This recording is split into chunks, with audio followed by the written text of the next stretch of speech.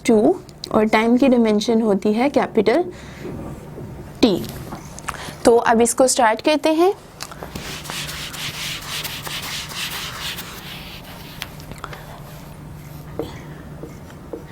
Left hand side और ये हमारे पास आ रही है हमारी राइट हैंड साइड, दोनों को सॉल्व करते हैं। अब लेफ्ट हैंड साइड पे हमारे पास वी एफ है, यानी सिंपली हमारी वेलोसिटी है, तो इसकी डायमेंशन क्या आ जाएगी LT-1। राइट हैंड साइड पे हमारे पास क्या है वी आई, यानी सबसे पहले हम वेलोसिटी लिखेंगे। वेलोसिटी की डायमेंशन LT-1 प्लस एक्सेलरेशन की डायमेंशन क्या आ रही है हमारे पास LT-2 मल्टीप्लाई बाय टी, यानी टाइम की डायमेंशन हमारे पास क्या आ रही है कैपिटल T। अब यहाँ पे ये फर्स्ट एक्सप्रेशन तो एज इट इज़ आ जाएगा, लेकिन सेकेंड एक्सप्रेशन में T मल्टीप्लाई हो रहा है तो क्या होगा, यहाँ पे पावर्स ऐड हो जाएंगी, इसकी पावर 1 है, -2 + 1 इज इक्वलेंट टू -1, तो आंसर क्या आएगा LT-1। LT-1 प्लस LT-1 हमें क्या मिलेगा 2LT-1, और ये किसके इक्वल आ गया LT-1 के जो है वो इक्वल आ गया। अब क्या ये दोनों साइड्स बिल्कुल इक्वल आ रही हैं या नहीं आ रही? यहाँ पे हमारे पास एक फैक्टर आ रहा है 2 का फैक्टर। अब 2 अगर यहाँ से रिमूव हो जाए तो left hand side right hand side के बिल्कुल इक्वल आ सकती है, और 2 को यहाँ से रिमूव होना भी चाहिए, बिकॉज जो हमारे पास यहाँ पे 2 है वो एक कॉन्स्टेंट है, मैथमेटिकल कॉन्स्टेंट है जिसकी डायमेंशन एग्जिस्ट नहीं करती, तो इस इक्वेशन में से हम 2 को निगलेक्ट कर सकते हैं। तो यहाँ पे हम लिख देते हैं we neglect 2 on right hand side because it is constant value and has no dimensions। तो हमारी इक्वेशन क्या बन जाएगी, हमारी इक्वेशन बनेगी LT-1 is equivalent to LT-1, which shows that left hand side is equivalent to right hand side। तो ये था हमारा न्यूमेरिकल नंबर 1.7। अब हम चलते हैं न्यूमेरिकल नंबर 1.8 की तरफ।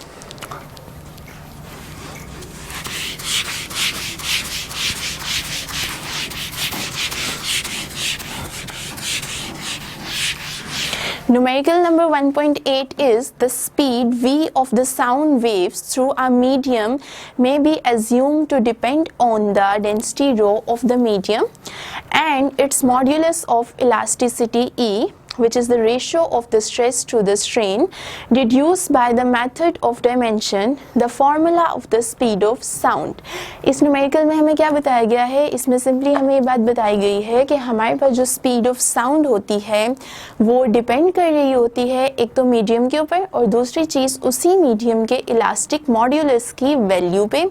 हमें डायमेंशनल एनालिसिस के टेक्निक को यूज़ करते हुए फाइंड आउट करना है कि आपके पास जो स्पीड ऑफ साउंड है उसका क्या पॉसिबल फॉर्मूला हो सकता है। तो स्टार्ट करते हैं सिंपली न्यूमेरिकल नंबर 1.8। जो हमारी स्पीड ऑफ साउंड है, साउंड, इसको हम सिंपली v से रिप्रेजेंट कर लेते हैं। ये जो है वो डिपेंड कर रही होती है दो फैक्टर्स के ऊपर, ठीक है। इट डिपेंड्स ऑन एक तो ये डेंसिटी पे डिपेंड करेगी, और दूसरी चीज़ ये डिपेंड कर रही होती है इलास्टिक मॉड्यूलस पे, ठीक है। डेंसिटी ऑफ मीडियम, ठीक है, कि अगर जो है वो हमारे पास मीडियम चेंज है, डेंसिटी ऑफ मीडियम जो है वो चेंज है, लाइक लिक्विड है, तो उसके लिए स्पीड ऑफ साउंड कुछ और होगी, जबकि अगर गैसेस लें तो उसके लिए डेंसिटी कुछ और होती है, तो उस केस में स्पीड ऑफ साउंड कुछ और होगी। सेम इसी तरह जो हमारे पास लिक्विड्स हैं उनका इलास्टिक मॉड्यूलस चेंज होता है एज़ कम्पेयर टू गैसेस के, तो इस लिहाज से भी जो स्पीड ऑफ साउंड है वो डिफरेंट मीडियम्स में जो है वो डिफरेंट हो सकती है, और वो इन दो पैरामीटर्स पे डिपेंड कर रही होती है, ठीक है। अब नेक्स्ट हमें क्या कहा गया है कि हमें जो है वो फाइंड क्या करना है, फॉर्मूला फाइंड करना है। किस चीज़ के लिए? स्पीड ऑफ साउंड के लिए हमें यहाँ से फॉर्मूला फाइंड करना है, और किस टेक्निक को यूज़ करना है हमें? डायमेंशनल एनालिसिस को, ठीक है। डायमेंशनल एनालिसिस की टेक्निक को यूज़ करते हुए हमें यहाँ पे फॉर्मूला जो है वो डिड्यूस करना है। तो स्टार्ट करते हैं। ये हमारी सिंपली इसकी समरी थी एक न्यूमेरिकल की। स्पीड ऑफ साउंड हमारे पास v से रिप्रेजेंट किया हुआ है। हमने कहा था कि v जो है वो डिपेंड कर रहा है किन दो चीज़ों के ऊपर, एक तो डेंसिटी के ऊपर और दूसरी चीज़ इलास्टिक मॉड्यूलस, जिसको हम सिंपली यहाँ लिख लेते हैं इलास्टिक मॉड्यूलस। इसको हम E से रिप्रेजेंट करते हैं, और बेसिकली ये होता क्या है, ये होती है ratio stress divided by strain के, ठीक है। स्ट्रेस क्या होता है कि हम किसी भी बॉडी के ऊपर कितनी फोर्स अप्लाई कर रहे हैं खास एरिया के ऊपर, और स्ट्रेन क्या होता है कि जब हम किसी बॉडी पे फोर्स अप्लाई करते हैं उसकी शेप, उसकी लेंथ को चेंज करने के लिए, तो उसमें कितना चेंज जो है वो प्रोड्यूस हो रहा है, उसकी मेजरमेंट का नाम स्ट्रेन होता है हमारे पास, ठीक है। तो न्यूमेरिकल पे आते हैं। यहाँ से पता क्या चला कि V is proportional to density and elastic modulus. यहाँ पे हमें क्योंकि एक फार्मूला डिराइव करना है, तो आपको पता है फार्मूलाज के अंदर जो है वो समटाइम्स पावर इन्वॉल्व होती हैं, ठीक है। तो हम यहाँ पे लिख लेते हैं कि रो के लिए हमने A पावर चूज़ कर ली, और इलास्टिक मॉड्यूलस के लिए हमने सिंपली यहाँ पे B पावर जो है वो यूज़ कर ली। और पावर्स यूज़ हमने इसलिए की हैं ताकि डायमेंशनल एनालिसिस से फार्मूला जब हम रिड्यूस करें तो ये हमें ईजी वे जो है वो प्रोवाइड कर दें। अब अगर यहाँ से हम इस प्रोपोर्शनैलिटी को रिमूव करें तो इंट्रोड्यूस हो जाएगा एक constant rho A and E B की फॉर्म में आ जाएगा, ठीक है। अब यहाँ पे हम जो है वो ये देख लेते हैं कि तमाम पैरामीटर्स की जो डायमेंशंस हैं वो हमारे पास क्या क्या गिवन है, तो उसको देख लेते हैं। यहाँ पे हम सिंपली लिख लेते हैं कि हमारे पास जो वेलोसिटी होगी उसकी डायमेंशन है LT-1। डेंसिटी की जो डायमेंशन है वो हमारे पास आती है ML-3, और ये कैसे आई कि डेंसिटी इक्वल होता है मास पर यूनिट वॉल्यूम के, ठीक है। सेम इसी तरह अब हम निकाल लेते हैं E की डायमेंशंस को। तो E किसके इक्वल था, अभी देखा हमने, स्ट्रेस ओवर स्ट्रेन के। तो जो हमारा स्ट्रेन होता है वो एक डायमेंशनलेस क्वांटिटी है, बिकॉज ये एक रेशियो होती है, डायमेंशनलेस होती है, तो इसकी तो कोई डायमेंशन नहीं होगी। इसका मतलब है कि इलास्टिक मॉड्यूलस की डायमेंशन डिपेंड कर रही है स्ट्रेस की डायमेंशन पे। मज़ीद जो स्ट्रेस है वो इक्वल होता है फोर्स पर यूनिट एरिया के, तो इसकी डायमेंशन पर क्या होगी, हमारे पास फोर्स की डायमेंशन होती है MLT-2 और एरिया की डायमेंशन होती है L2। ये ऊपर जाएगा तो क्या आ जाएगा, ML-1T-2। तो हमारे पास स्ट्रेस की डायमेंशन क्या आ गई, ml minus 1 t power minus 2। तो यही डायमेंशन हमारी आएंगी इलास्टिक मॉड्यूलस की, उसको भी लिख लेते हैं। E is equivalent to ml minus 1 t minus 2। ठीक है, अब इन वैल्यूज को सिंपली हम यूज कर लेते हैं। वैल्यूज को यूज किस तरह करते हैं, सबसे पहले हम वेलोसिटी की डायमेंशन अगर यहाँ सब्स्टिट्यूट करें तो आएगा lt minus 1 constant as it is. Rho की डायमेंशन हमारे पास क्या है, ml minus 3, ml minus 3। Elastic modulus की जो डायमेंशन आ रही है वो हमारे पास है m, यहाँ पे a भी आएगा इसके साथ, ml माइनस 1 t माइनस 2 और यहाँ पे b आ गया। अब हम कंपेयर कर लेते हैं लेफ्ट हैंड साइड और राइट हैंड साइड की डायमेंशंस को। तो सबसे पहले अगर हम जो है वो लेंथ की डायमेंशंस को कंपेयर करें तो रिजल्ट क्या आएगा, लेफ्ट हैंड साइड पे l एज इट इज, क्योंकि यहाँ इसकी पावर में 1 है, जबकि इधर क्या आ जाएगा l माइनस 3a और यहाँ पे l क्या है, माइनस b के इक्वल है। ठीक है, तो इसको हम न्यू लिख देते हैं बिकॉज दोनों वैल्यूज मल्टीप्लाई हो रही हैं तो पावर इन शॉर्ट उनकी ऐड होके इस तरह से लिखी जा सकती हैं। फिर अगर हम बात करें अब m की, यहाँ पे चले m को हम लास्ट पे देख लेते हैं। t की अगर यहाँ पे बात करें तो t की यहाँ पे है माइनस 1, जबकि इस साइड पे हमें मिल रहा है t माइनस 2b की फॉर्म में। अब लास्ट हम जो है वो अगर देखें तो डायमेंशन देख लेते हैं m की। m यहाँ पे 0 पावर के साथ है बिकॉज यहाँ पे m जो है वो मौजूद नहीं है, लेकिन यहाँ पे m मौजूद है हमारे पास, तो हम क्या लिख लेंगे, m a प्लस m यहाँ पे भी है तो प्लस यहाँ पे b की फॉर्म में हमारे पास वैल्यू जो है वो आ जाएगी। अब नेक्स्ट हम क्या करते हैं, हम कंपेयर कर लेते हैं सिर्फ और सिर्फ पावर्स को। ठीक है, तो यहाँ लिख लेते हैं कंपेयरिंग पावर्स। पावर्स को जब हम कंपेयर करेंगे तो क्या आएगा हमारे पास, l की पावर यहाँ पे 1 आ रही है, मतलब 1 is equivalent to minus 3 minus b, यहाँ पे minus 1 is equivalent to minus 2b और यहाँ पे a plus b is equivalent to 0। ये तीन इक्वेशंस हमारे पास आ गई। इनको थोड़ा सा मजीद सॉल्व करें तो क्या आएगा, यहाँ पे माइनस कैंसिल हो जाएगा इस माइनस के साथ और यहाँ पे क्या बचता है, 1 इज इक्वलेंट टू 2b। ठीक है, तो b की वैल्यू क्या आ गई हमारे पास, 1/2। इस इक्वेशन में b की वैल्यू को पुट किया जाए तो क्या आएगा, a plus b is equivalent to 0 था, a प्लस 1/2 इज इक्वलेंट टू 0 और a आ गया minus 1/2।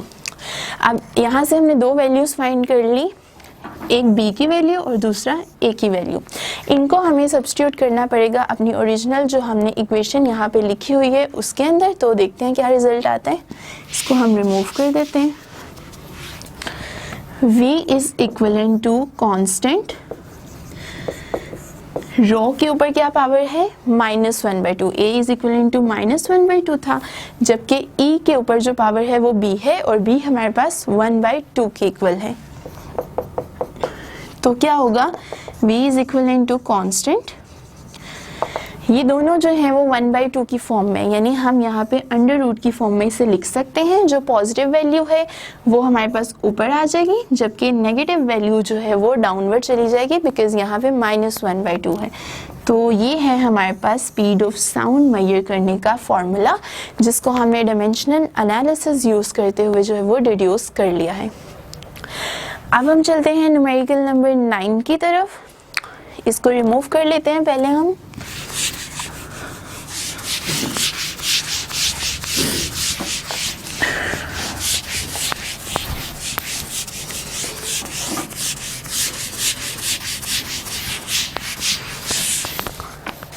Numerical number 9. Numerical number 9 is show that the famous Einstein equation E is equivalent to mc square is dimensionally correct.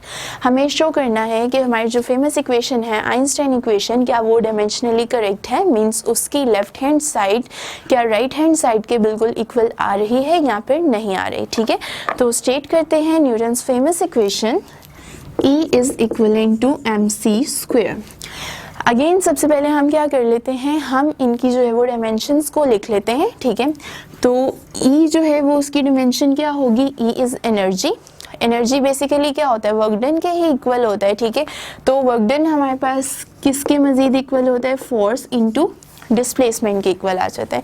अब force की dimension हम पीछे निकाल चुके हैं, that is mlt minus 2, d is a distance और distance की dimension क्या होगी यहाँ पे हमारे पास l, तो रिजल्ट आएगा ml2t माइनस 2। ये वाला l और ये वाला l दोनों की पावर 1 थी, मल्टीप्लाई होने के बाद इनकी पावर्स क्या हो गई, ऐड हो गई, तो हमें क्या मिल गया l पावर 2। ये एनर्जी की डायमेंशन आ गई हमारे पास। नेक्स्ट मास की डायमेंशन हमें पता है क्या होती है, कैपिटल M। और लास्ट हमारे पास क्या बचता है, c।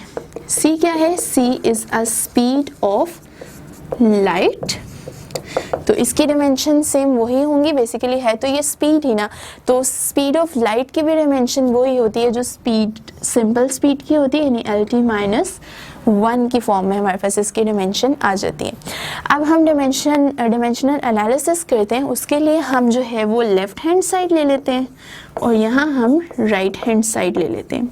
लेफ्ट हैंड साइड पे सिंपली हमारे पास एनर्जी है, तो एनर्जी की डायमेंशन हमने यहाँ से निकालनी है, वो क्या आती है हमारे पास ml2t माइनस 2, जबकि राइट हैंड साइड पे हमारे पास है mc स्क्वायर।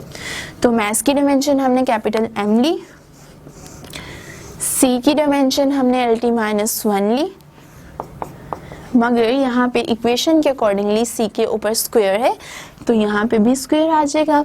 इसको मज़ीद अगर हम सॉल्व करें तो क्या आता है, हमारी जो लेफ्ट हैंड साइड होगी वो आ जाएगी सिंपली ml2t माइनस 2 और राइट हैंड साइड हमारे पास क्या आ जाएगी, सॉल्व करने के बाद ये जो 2 पावर में था ये अंदर जाके मल्टीप्लाई हो जाएगा पावर से, तो आपके पास क्या रिजल्ट आ जाएगा ml2t माइनस 2। तो यहाँ से हमें पता चल रहा है कि हमारी लेफ्ट हैंड साइड हमारी राइट हैंड साइड के बिल्कुल क्या आ रही है, इक्वल आ रही है, तो ये डायमेंशनली बिल्कुल करेक्ट है।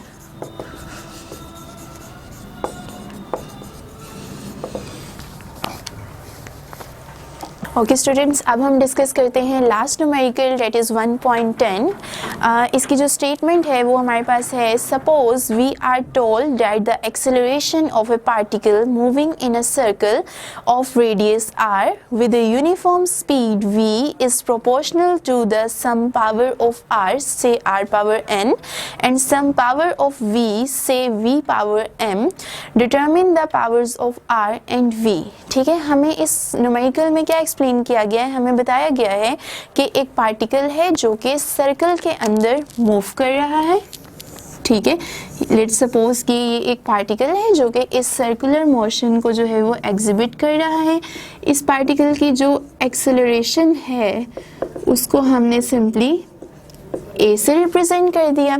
हमें ये कहा गया है कि जो हमारा पार्टिकल मूव कर रहा है उसका जो सिंपली रेडियस होगा, ठीक है, रेडियस इसका जो है वो होगा r, और साथ ही साथ इस पार्टिकल की जो स्पीड है वो हमारे पास होगी v के इक्वल, और इनकी कुछ पावर्स हैं, लाइक r पावर जो है वो हमारे पास n की फॉर्म में गिवन है और v पावर m की फॉर्म में जो है वो गिवन है। हमें n और m की वैल्यूज़ को जो है वो क्या करना है, फाइंड आउट करना है। ठीक है, ठीक है, अब हम जो है वो स्टार्ट करते हैं सिंपली यहाँ पे इस न्यूमेरिकल को, और इसके साथ हमें जो है वो स्टार्ट कर लेते हैं। हमारे पास जो पार्टिकल की एक्सेलरेशन है वो प्रोपोर्शनल होगी किस चीज़ के, यहाँ पे लिख देते हैं, प्रोपोर्शनल है एक तो ये रेडियस के, ठीक है, और रेडियस की पावर क्या थी हमारे पास यहाँ n की फॉर्म में गिवन थी, और साथ ही साथ यहाँ पे वेलोसिटी की, और वेलोसिटी की पावर क्या थी हमारे पास यहाँ पे m की फॉर्म में जो है वो गिवन थी। ठीक है, अब स्टार्ट क्या करते हैं, सबसे पहले इन तीनों चीज़ों की सेपरेटली जो है वो डायमेंशंस लिख लेते हैं। डायमेंशन लिखने पे क्या मिलता है हमें, a की डायमेंशन है lt माइनस 2, रेडियस की डायमेंशन है हमारे पास सिंपली कैपिटल L, और वेलोसिटी की डायमेंशन है lt माइनस 1।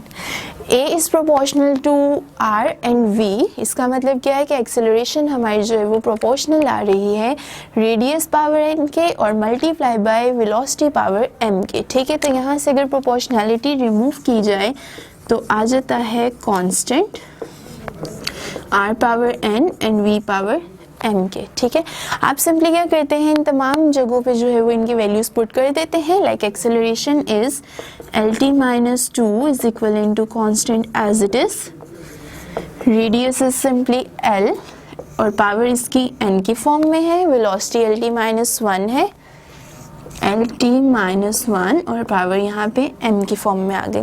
नेक्स्ट स्टेप क्या करते हैं, सबसे पहले डायमेंशंस को कंपेयर कर लेते हैं। तो l की डायमेंशंस क्या आ जाएंगी, यहाँ l की पावर 1 है, l is equal to l power n और यहाँ पे क्या है 1 है, सिंपली यहाँ पे भी क्या आ जाएगा l पावर m, दोनों मल्टीप्लाई हो रहे हैं तो पावर्स इनकी एडअप हो जाएंगी n प्लस m की फॉर्म में।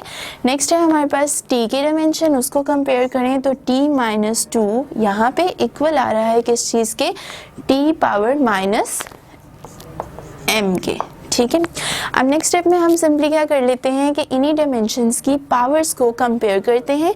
तो लिख लेते हैं यहाँ पे कंपेयरिंग पावर्स। पावर्स को जब हमने कंपेयर किया तो रिजल्ट हमारे पास क्या आता है, n plus m is equal to 1 और -2 इज इक्वल टू -m, ठीक है। तो जो ये वाली इक्वेशन है इसे हम यूँ लिख सकते हैं ना, m is equal to 2, minus cancels with the minus, ठीक है। अब इस m इज इक्वल टू 2 को अगर इक्वेशन नंबर 1 में पुट कर दें तो क्या आएगा, n plus 2 is equal to 1, ठीक है, और n की वैल्यू क्या आ जाएगी, 1 माइनस 2 इज इक्वल टू -1। तो यहाँ पे हमने जो है वो दोनों वैल्यूज़ फाइंड कर ली पावर्स की, m की पावर भी फाइंड कर ली और साथ ही साथ n की पावर भी फाइंड आउट कर ली। तो ये था हमारा न्यूमेरिकल नंबर 10।